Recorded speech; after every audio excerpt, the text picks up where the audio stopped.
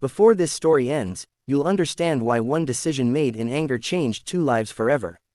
And if stories that hit the heart, teach real lessons, and stay with you long after the video ends mean something to you, make sure you like this video and subscribe to the channel right now, because stories like this deserve to be heard. The firing happened on a rainy Tuesday, the kind of rain that soaks into your socks and your spirit at the same time. Daniel Brooks stood silently in the middle of the glass-walled office while the CEO, Victor Harrington, read from a tablet without once looking up. No anger in Victor's voice. No hesitation either. Just clean, corporate words.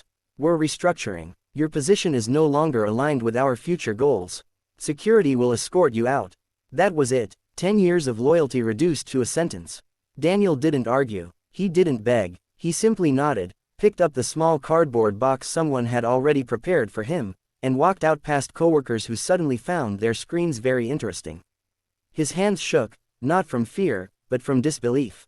He had missed birthdays, anniversaries, and weekends for that company. He had believed in it. Believed in Victor. From his corner office, Victor finally glanced up and watched Daniel leave. Something about the man's posture bothered him. No slumped shoulders, no anger, just quiet acceptance. It lingered in Victor's mind longer than he expected. The elevator doors closed, and Daniel exhaled for the first time in minutes. He checked his phone. No missed calls, no messages. His wife, Sarah, was probably still at work. He hadn't told her yet. He wasn't sure how. Outside, the rain fell harder. Daniel didn't call a cab. He started walking. Victor tried to return to work, but his focus fractured. Numbers blurred. Meetings droned. That image of Daniel walking away with a cardboard box refused to leave his mind. Victor told himself it was just business. It always was. Yet something twisted uncomfortably in his chest. Against his own logic, Victor grabbed his coat and left the building. He saw Daniel across the street, walking into the rain. On impulse he hadn't felt in years, Victor followed. Daniel walked for nearly 40 minutes. Past cafes he could no longer afford, past a park where he used to take his daughter on Sundays, past a bus stop where he could have ended the walk sooner. Victor stayed several steps behind, far enough not to be noticed, close enough to see everything. Eventually Daniel turned into a narrow neighborhood where the buildings grew older and the streets quieter. He stopped in front of a small, weathered house with peeling paint and a broken gate that squeaked as he pushed it open. Victor froze. This was not the life he had imagined for a senior analyst who had helped build his company. Victor lived in a gated estate with marble floors and a wine cellar. Daniel lived here. Victor watched as Daniel stood on the porch for a long moment, breathing deeply, steadying himself. Then he opened the door. Inside, Sarah was folding laundry.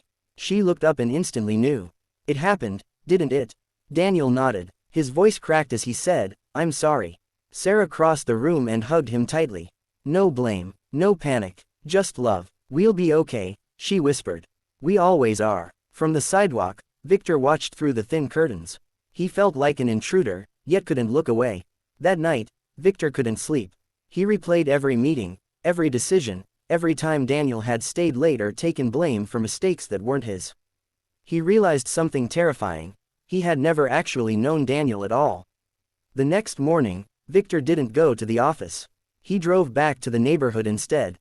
He sat in his car, watching as Daniel left the house early, wearing an old jacket and carrying a toolbox. Curiosity turned into guilt, and guilt turned into something heavier. Daniel spent the day fixing fences, repairing sinks, painting walls. Small jobs, cash payments, pride swallowed whole. Every swing of the hammer reminded him that dignity wasn't given by a title. At one job, an elderly woman tried to pay him extra. Daniel refused. "You already gave me more than enough," he said kindly. Victor watched from across the street, stunned. That evening, Victor finally approached him. "Daniel." Daniel turned slowly, surprise flashing across his face before being replaced with calm. "Mr. Harrington, I wanted to talk." Daniel wiped his hands on his jeans. "About what?" Victor struggled. Apologies weren't part of his vocabulary. "I followed you yesterday," he admitted. "I needed to understand." Daniel nodded. "Now you do." Silence stretched between them. "You should have fought back," Victor said quietly. "You deserved better." Daniel looked at him, eyes steady. "I fought every day for 10 years. Yesterday, I chose peace." Those words hit Victor harder than any accusation. Over the next weeks, Victor did something unheard of. He stepped back, he listened, he reviewed past decisions, he realized how many people he had crushed without ever noticing. Meanwhile, Daniel kept working. He found dignity in honest labor and strength in his family. One night, his daughter hugged him and said, "I like you home more." It broke him, and healed him. 1 month later, Victor stood on the stage of a company-wide meeting. His voice shook as he spoke. "I failed as a leader. I forgot that success means nothing if you forget the people who build it." Then he did the unthinkable. He announced his resignation as CEO. Gasps filled the room. Victor started a new company, smaller, human, built on respect. The first person he invited wasn't a former executive or investor. It was Daniel. Daniel didn't accept immediately. He thought of the rain, the walk home, the porch, the hug. Then he said, "Only if we do it differently."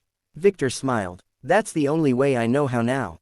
Years later, the company thrived, not because of profit alone, but because of trust. And Victor often said the greatest lesson of his life wasn't learned in a boardroom, but on a rainy sidewalk, following a man he thought he knew, only to realize he never truly did. If this story moved you, if it reminded you that humanity matters more than power, don't forget to like this video and subscribe to the channel. Because sometimes, the strongest leaders are shaped not by success, but by the moment they're left speechless.